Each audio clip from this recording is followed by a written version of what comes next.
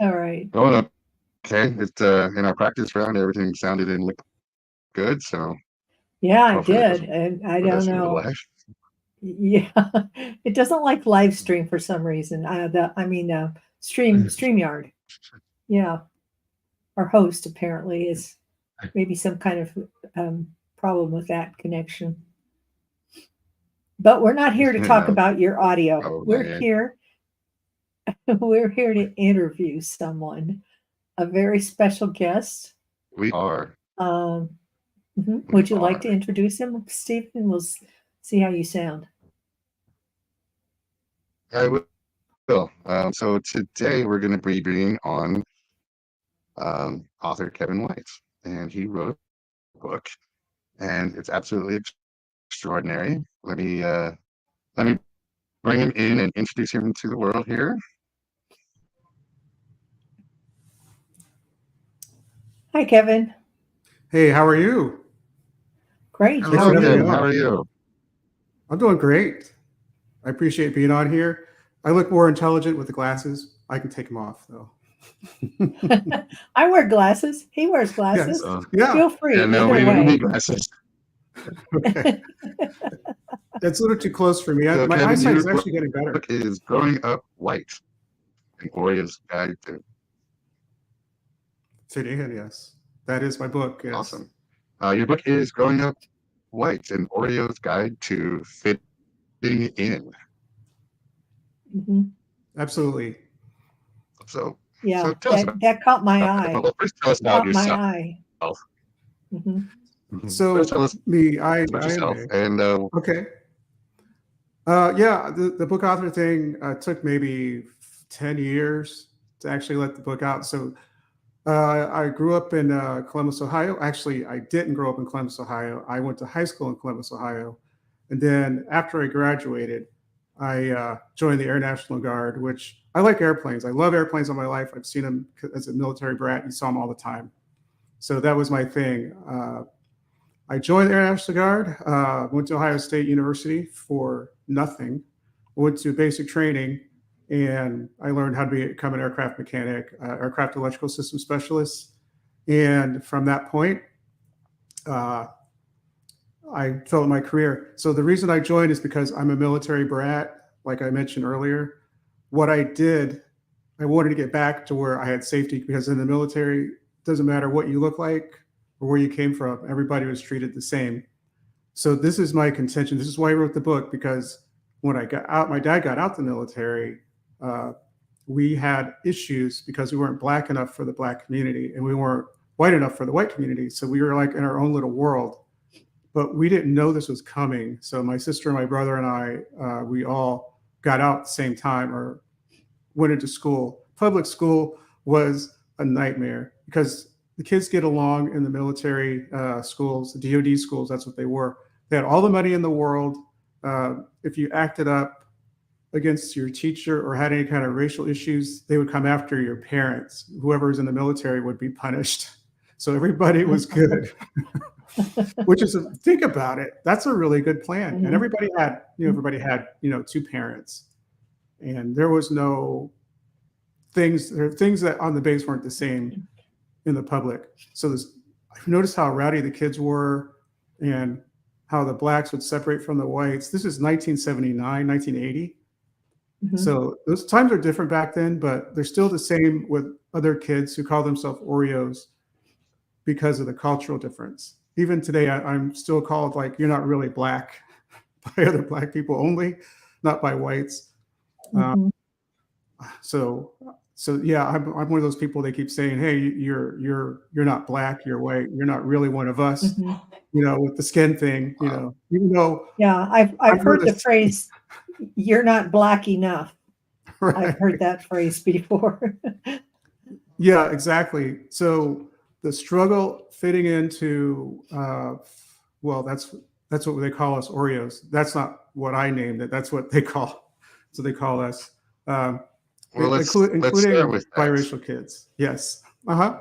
Let's start with that Oreo. What is Oreo? A lot of exactly what is Oreo? It's not this quite the cookie. This is actually so I wouldn't get sued for copyright. This is not a Nabisco Oreo. Just saying that. So an Oreo, as you can see, it's black on the outside and white on the inside, and that's why they call us Oreos, because we act white. We're not really black. We're really skin deep, and it's offensive to a lot of people. Not to me, because I wrote a book, and the book's out there and it's successful, and it's been out since 2019, and I still get royalties from it. Isn't that amazing? I had a lot of changes to the book, and I wrote it because I was passionate about this subject, because a lot of kids go through this that don't have resources. I don't know if I'm the first one to write about this, but a lot of kids don't have this ability to cope. So this book is the guide fitting in. And basically the whole premise is be yourself. Doesn't matter what you look like, what you do, you got to be your own person. Don't pay attention to what other people say. And a lot of people have trouble with that, but you gotta get into something you really want to do. I went into music. My sister went into art. And I was able to kind of escape a little bit. Mhm. And I would actually avoid other Black students, because a lot of them were not my friends. They didn't like me at all, because I didn't understand what they were saying. I didn't know the slang or anything. That was like foreign to me. Mhm.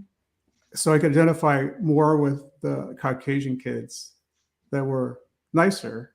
So they didn't expect things into the book. There's a lot of expectations, but they would talk to me like, "Hey, man, what's going on?" So, Mhm. city schools, but there was a dichotomy between me and everybody else. It seemed like, but other people had the same Mhm. problem. It's just the way they were, like, Black kids raised in the country. So, what is Black culture? I don't know. I think that's a racist term. However, if I was born, or in my book, if somebody was born in Utah with only whites in their community, are they part of Black culture? The answer is no. My college professor could not answer that question. So, are you part of that? So anyway, that's the reason I wrote this book, and this is, like I said, a guide for people like me who, and it doesn't have to be. It could be interracial. It could be where you live, where you grow up. It has nothing to do with the military. It's your culture. But I respect African American. I'm part of the Black culture in America, and I'm not separated from it. But you're in a box, and then people throw you in a box, or you're out of the box. But to most people, you're still African American, with the assumptions of what all other things African Americans are, or the stereotypes. You're always part of that stereotype, no matter what, because of your appearance. So Mhm. people go by appearance; they don't go by individuality. And the only time I thought that I was just American, just somebody, was when I was in uniform. So it was great. So everybody, he's an airman, he's a soldier, whatever, he's a military guy. They're all the same. It's like you're equal. It's like the great equalizer of your personality. They don't care what color you are. You're a hero. They pay for your lunches and they thank you for your service. But it doesn't work that way the other way around. Yeah. So Well, that kind of leads So into I'm my curious. yes. I was going to say, can I ask a quick question off Uh-huh. topic? Maybe not. I'm curious about what kind of response you got to your book. Okay. That's interesting. A lot of people didn't understand, and in my book, I used the phrase RBP, which is real Black people. I didn't make that up.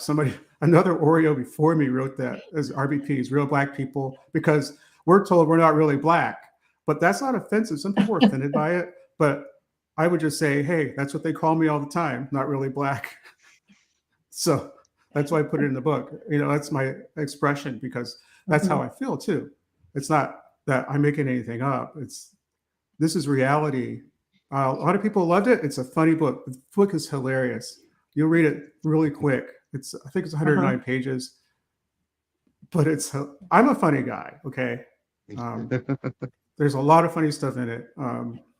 There's situations that are like that you never thought would ever happen.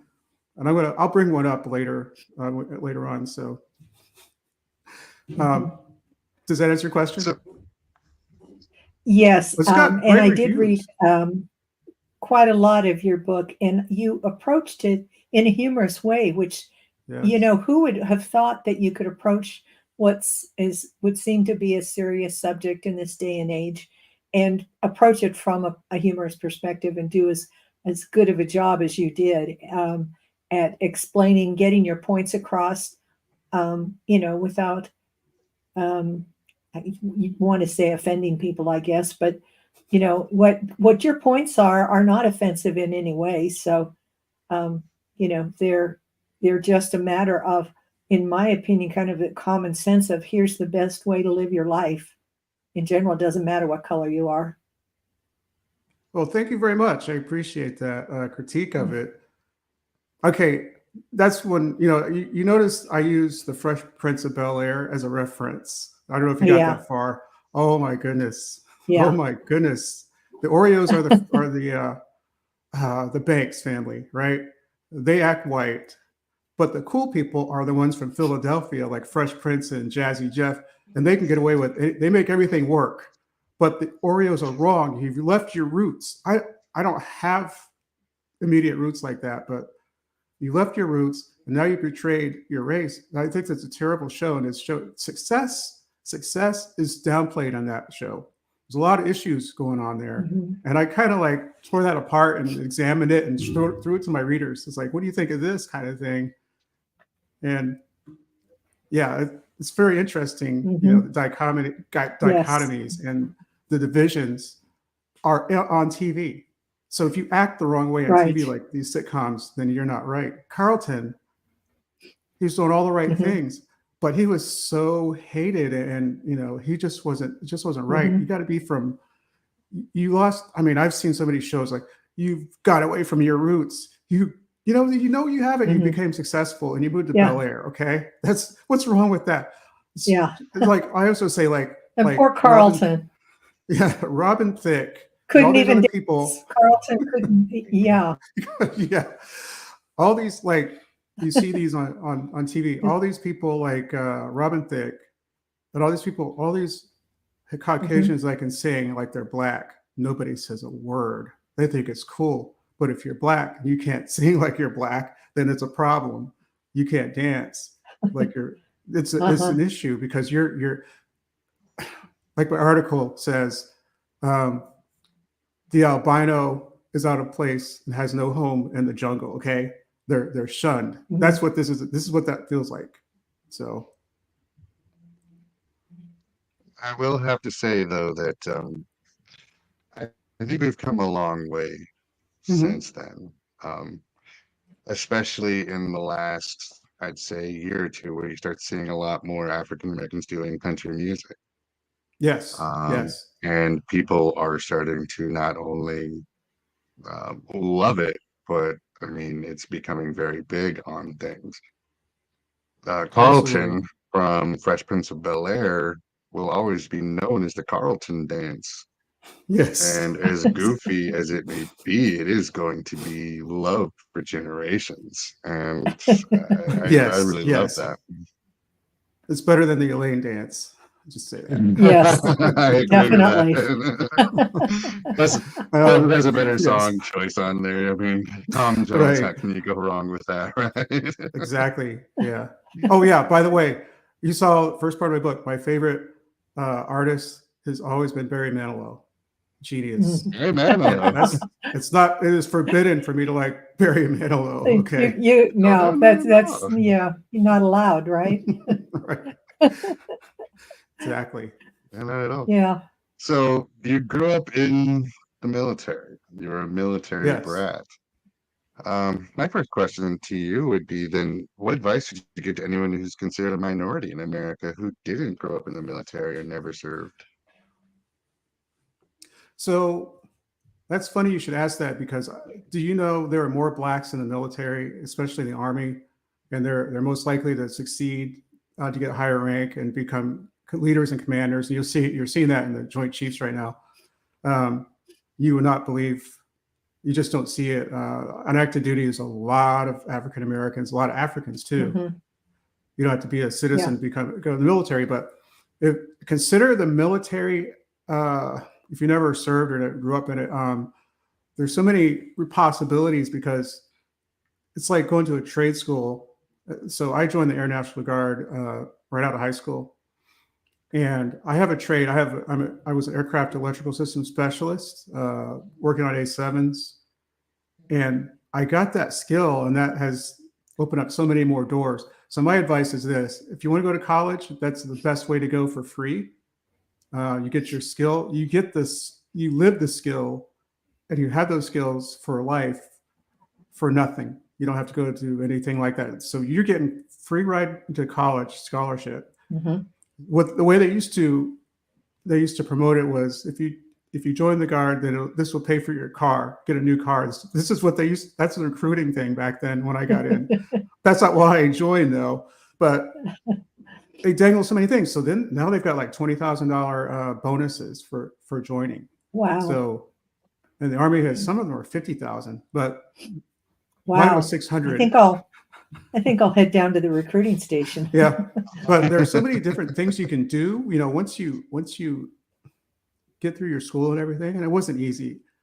It was not easy. My tech school was difficult learning. I didn't know anything about circuits or anything like that. But once I got through it, makes you feel good. And then you learn how to do the job. You know, working on aircraft. I worked on fighter jets when I was right after that class, those classes I had, and it was a very exciting life world. It's a complete escape from everything else. Like drill weekends are completely different, and you're doing something major. You're doing something nobody else would do ever. I mean, it's very hard to, you can't, it's things we did, you cannot do in the civilian world, but that little bit of experience, you see the world. I've been to 19 countries.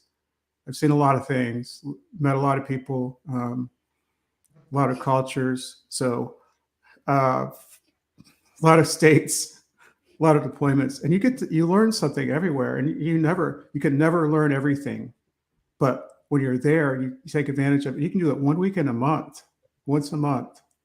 And we had doctors that were pilots, fighter pilots. We had a lot of engineers. There are a lot of airline pilots that you get on a plane now that are reserve or guard pilots.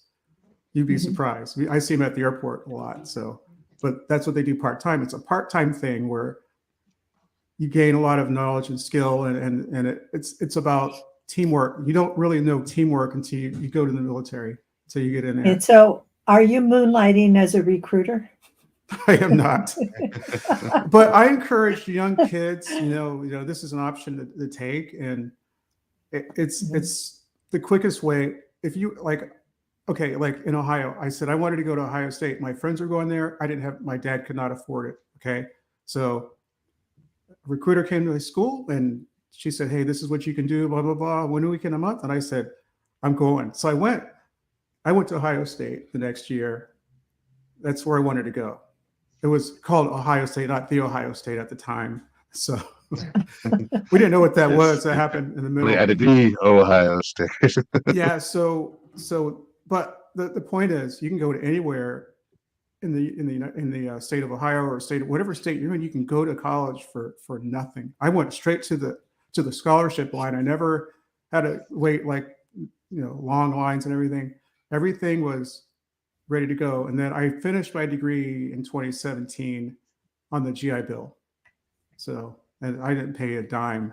It's amazing. Nice. Very nice. So college is having read your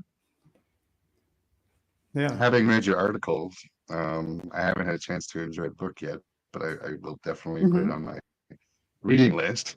You chose Air Force. Yes. Why was Air Force your chosen branch to serve? Because when you grow up in the Air Force, you think everybody's in the Air Force. That's why. We always thought that everybody was in the Air Force. We go off base and like, oh, they're not really in. So it's kind of interesting because you're in that environment all the time and you see all these people, and then you're overseas and all the Americans are on the base. So it's hard to realize that there's other things in life. You know, there's colleges and your cousins and everything, but then you start thinking, well, they're not in the Air Force. They're not as good as the guys that are, you know, but it's a bias because like the DoD schools were so much more advanced. Fifth grade, we dissected frogs. We had unlimited money. We had, it's very challenging compared to public schools. I think got out at fifth grade or sixth grade. Anyway, it was so complicated. You had to think all the time because you'd have period 1 through or homeschool through 8 or 7 or whatever it was.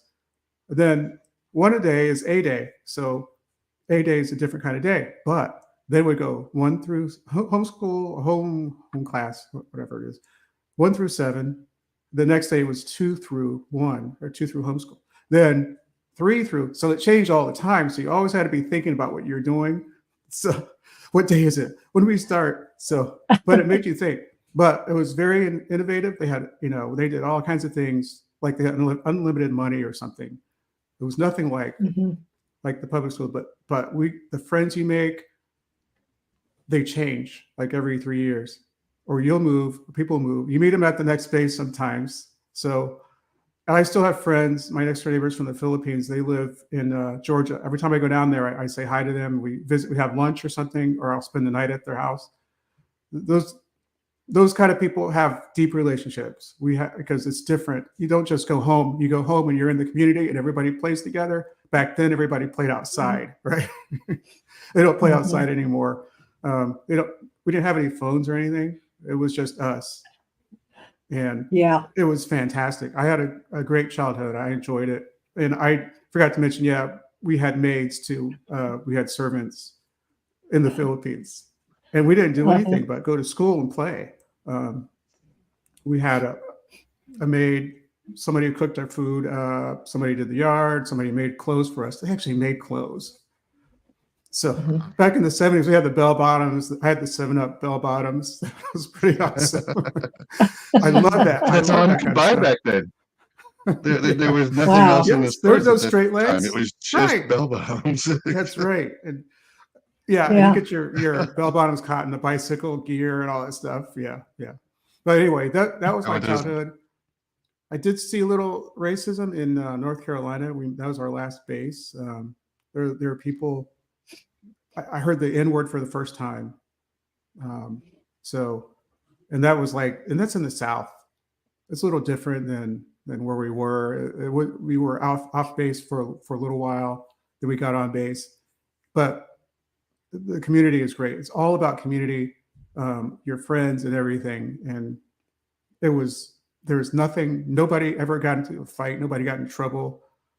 Things like that were rare because they dealt with it, like I said earlier, through your parent. And so no racist remarks, because it would be the end of the world.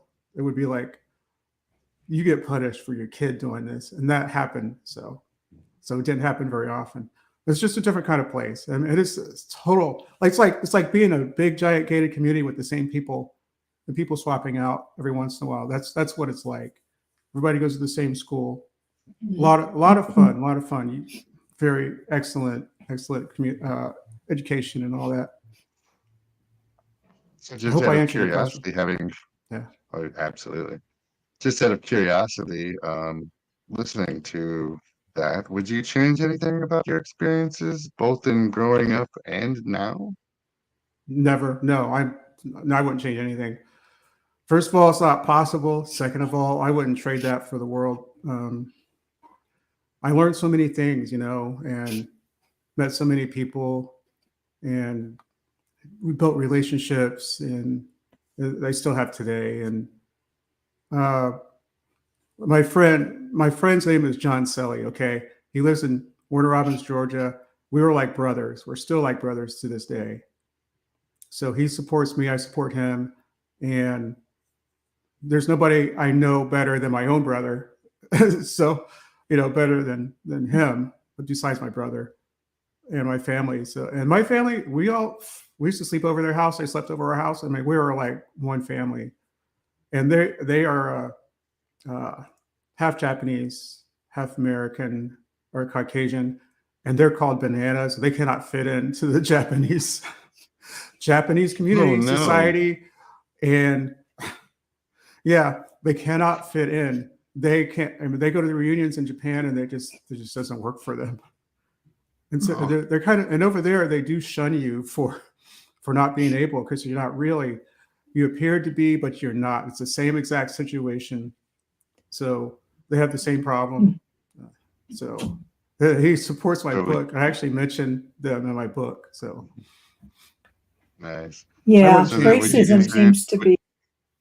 Yes, racism seems to be in places that you don't really even expect it to be.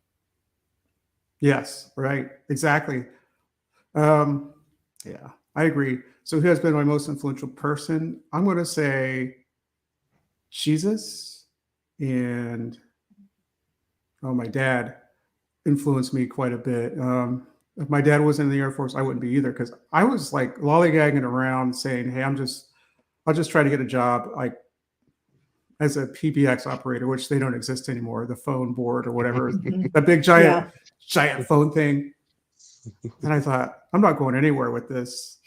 And I've got to do something and I always wanted to, I wanted to do something. I wanted to be like an air traffic controller or something, because I wanted to be like my dad. My dad would take us to the tower. We'd go in there, and it was amazing. You know, they didn't care about your health, your life back then, because it was just one ladder that goes all the way to the top. Back in the 70s, it was dangerous. There's this trap door you go up, and it's like, how do we get down? Oh, so, man.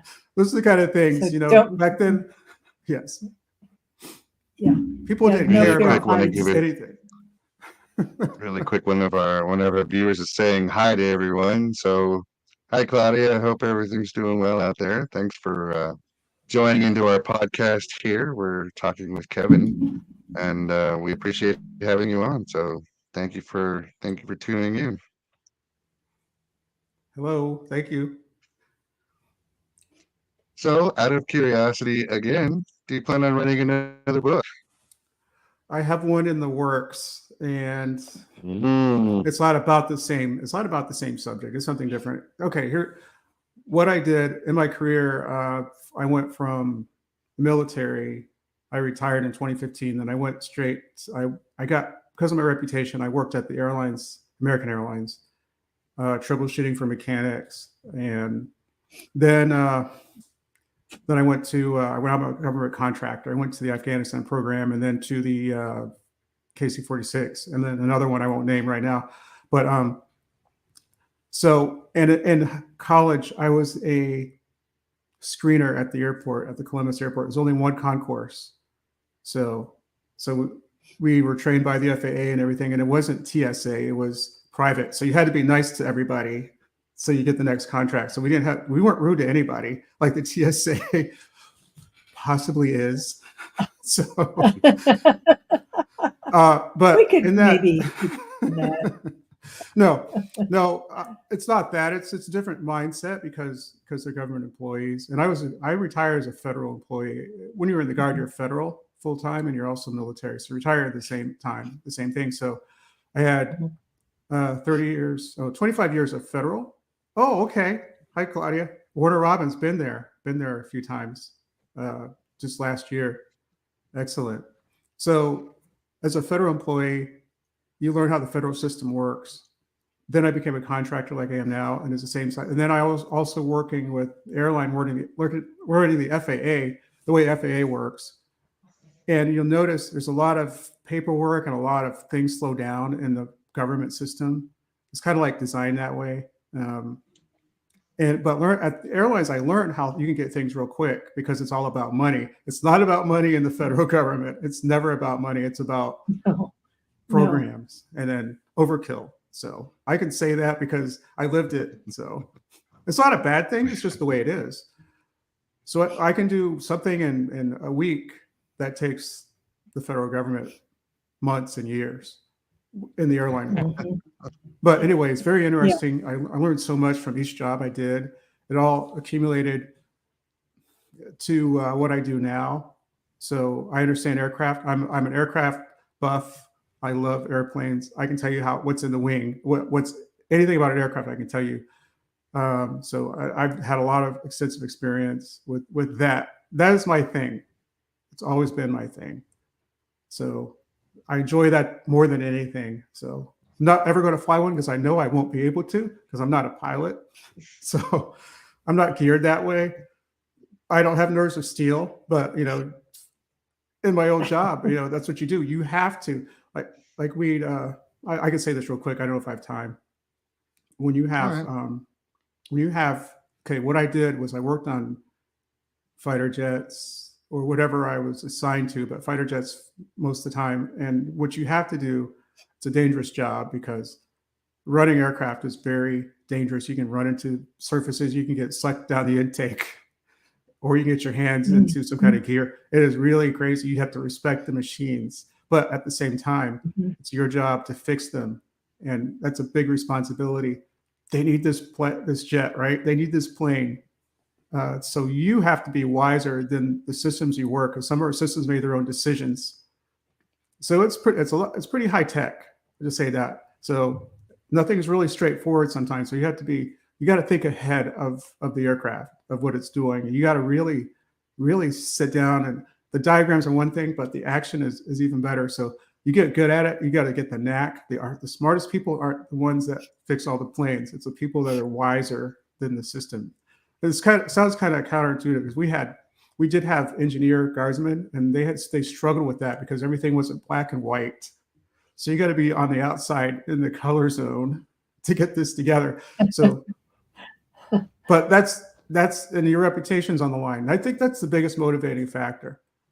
If I go to the plane, it's going to be fixed. That's what I want. That's what people used to say, and that's what I wanted to hear, because that's success. So when you get a plane fixed, it's success. So this is a series of successes in your career, and this is very critical for kids and for young people. Success means everything.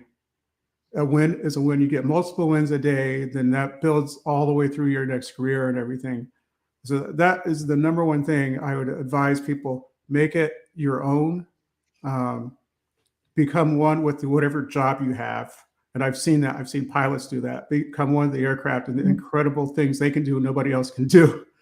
Same thing in maintenance and everything. It's incredible what you can do when you get to that point where, man, I've got this together. But you never have it together, but you always know what to do next. I mean, it's not like you have some kind of plan. It's like there are things circuits I never saw for like years. I had to go back, or I've never seen before ever. I'd have to figure this out.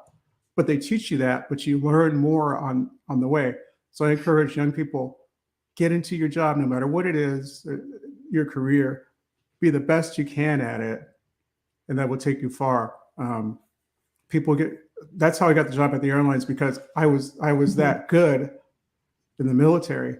I got a call, would you like, because I was working at Enterprise, the only thing I could do because I was injured. So I drove around the airport by this hangar. I go by the hangar, and I got a call. I said, well, I'd like to work there. And guess what? I ended up working there.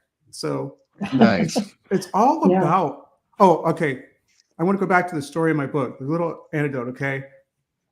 Okay. I don't know if you read this yet or not, Susan, but I wanted to buy, I was on my way to a conference in Virginia. And there was this PDA. See how old I am? It's a PDA. So I wanted to buy it. So I'm like, all right. So I'm going to meet somebody, I can't remember her name now, in Virginia at a mall. So she's going to be there, and I'm going to be there. And so I get there. I can't find her. She's nowhere. She told me she's wearing this, and I said, I'm going to wear this. So this is bad on my part, okay? So I said, hey, I called because nobody showed up. And she was sitting right next to me. I assumed she was white. She's not. And she assumed I was white.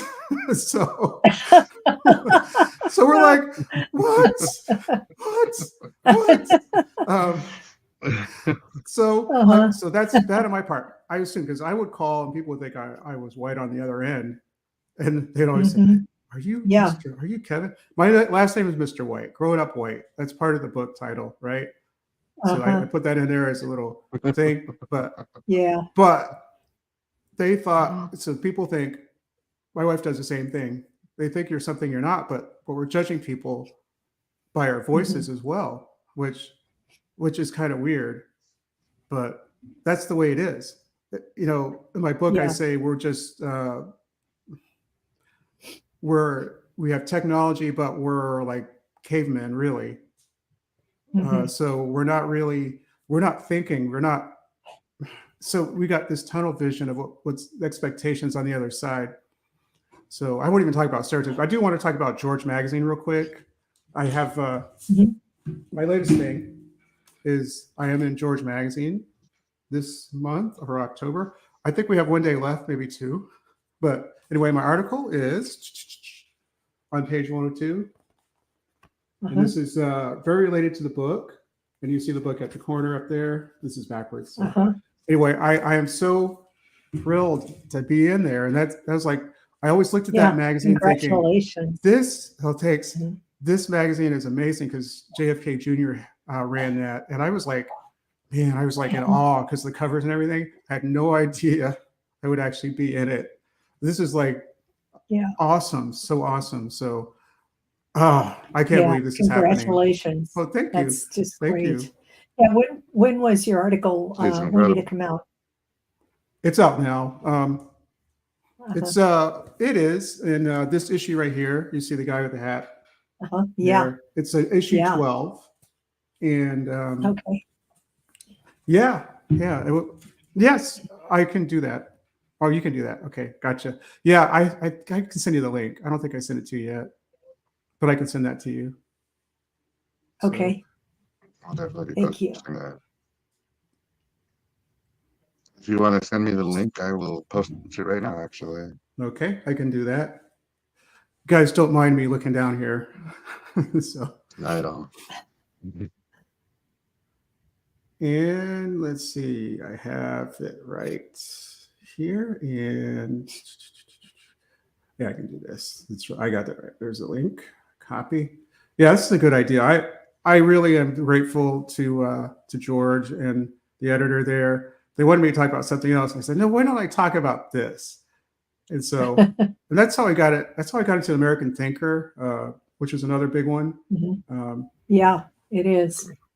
And I wrote them and I said, hey, I'm an expert at this.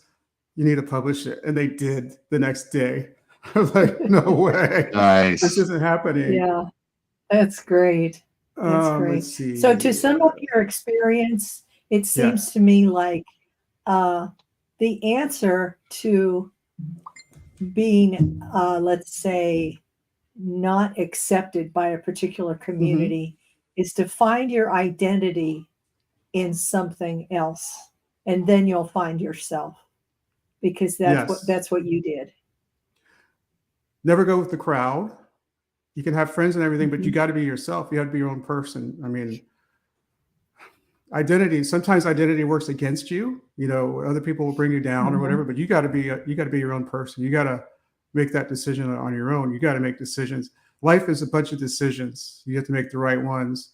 And people influencing you was really not going to help unless you have that set up in your head. So very critical thought, critical ideas.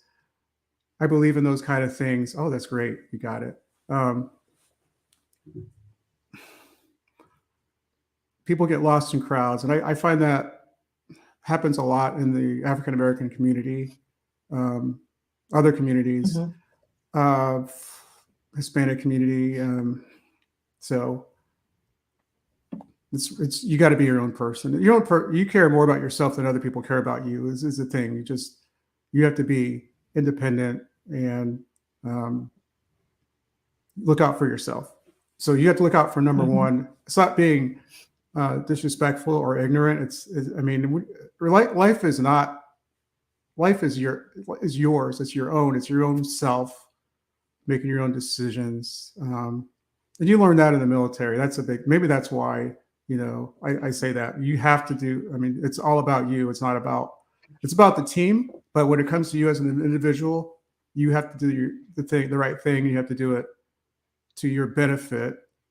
Not saying you're greedy. It's just that for your success, this is what I'm talking about. Your career could be everything, opening more doors, other things. Like, I don't know how I wrote a book. I really don't. I really don't know how that ever happened. A mechanic to writing a book to owning a publishing company. How was that even possible? I didn't know that could happen, but I had such a passion to write. I had to get this out. So it sat for 10 years, and I was like, one day I sat down and I said, I need to add 1,000 words to this. And then I did. I did salsa music I couldn't understand, so it wasn't distracting. And I just typed out.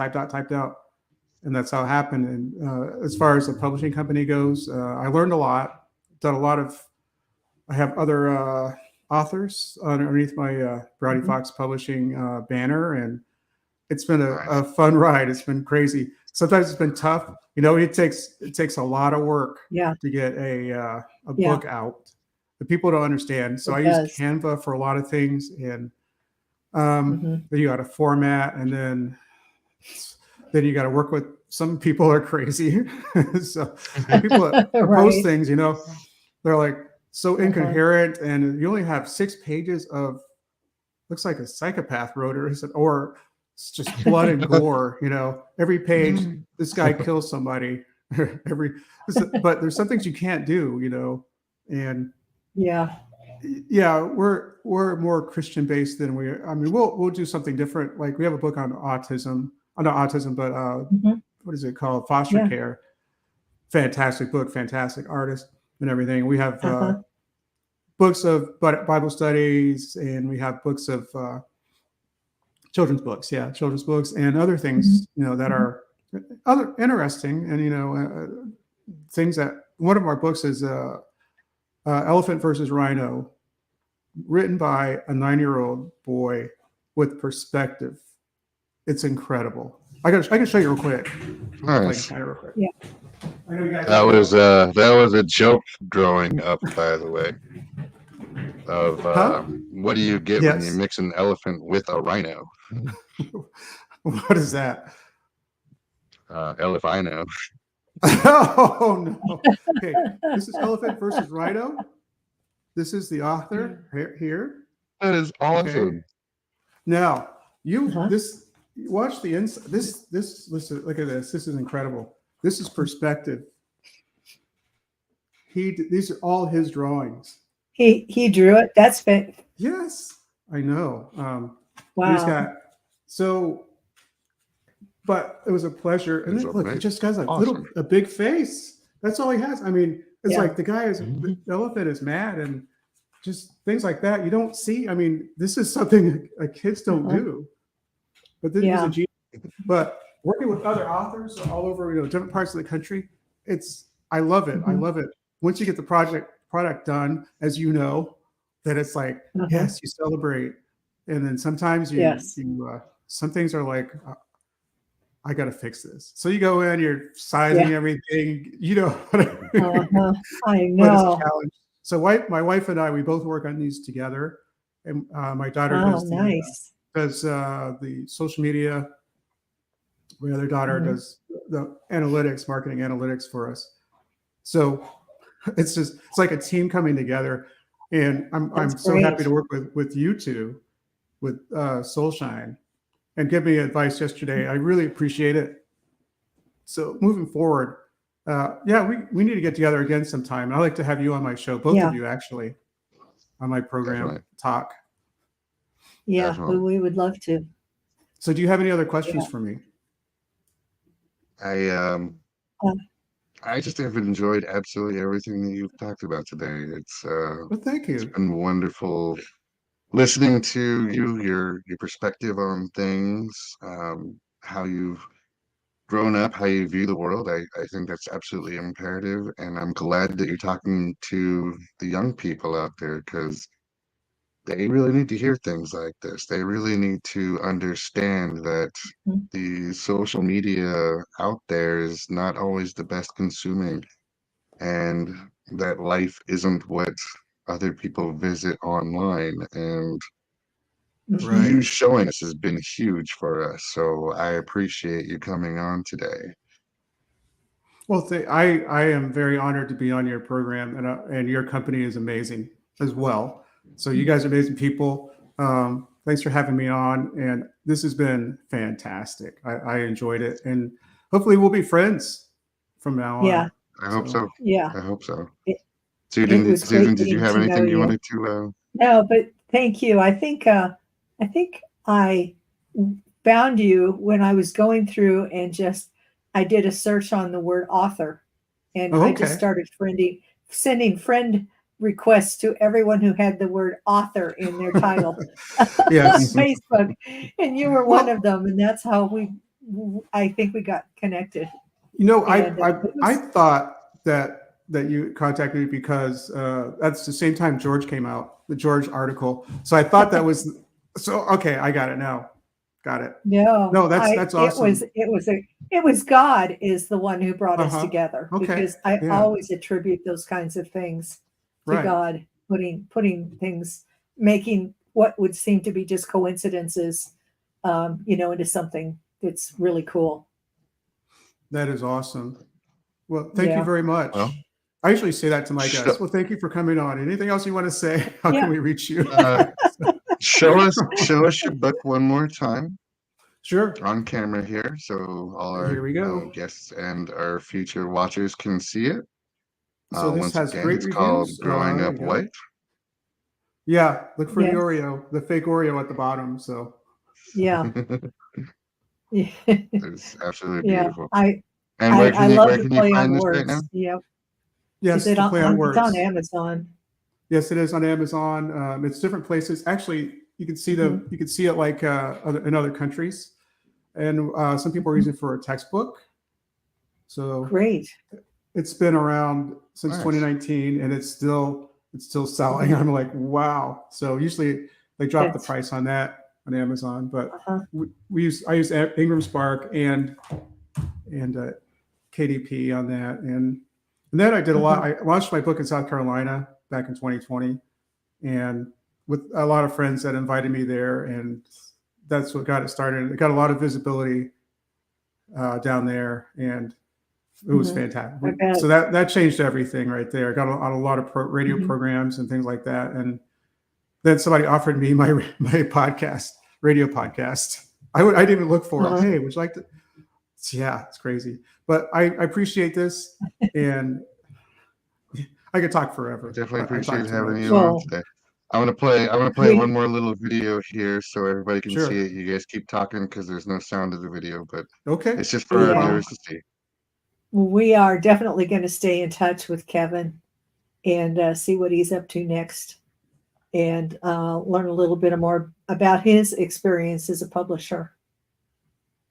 And his book, I think, is I loved the title, Growing Up White, when your last name is White. Yes. On purpose. Which is Yeah. in itself is kind of a humorous thing. My nickname in the military is the white guy. So That is awesome. Don't That we really have- is awesome. Don't the military guys and gals have some really good sense of humor? yes, very. There's also a lot of simplicity to it. Yeah. Oh yeah. Yeah. Thank you It's just so much. Bottom line, great. cut and dry. Yeah, you got it. Yep. Thank you. Exactly. Thank you so much for coming on tonight, Kevin. Thank you. Thank you. It, and we look forward to hearing from you and seeing you again down the road and working with you on future developments.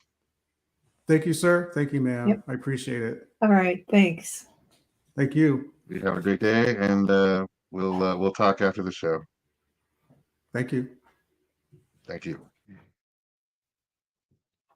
Whoop. We got things that up there a little bit. There we go. All right. Thank you, everybody, for joining us tonight for our podcast, Shine with Curiosity and Encouragement. That was author Kevin White, and I hope you guys go out and find his book, read it.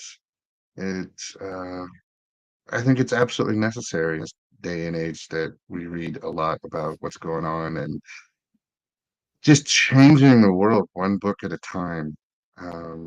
Yeah. It's refreshing to know that there are people out The there that are like way that. the way he approaches this issue is just really, you'll be surprised.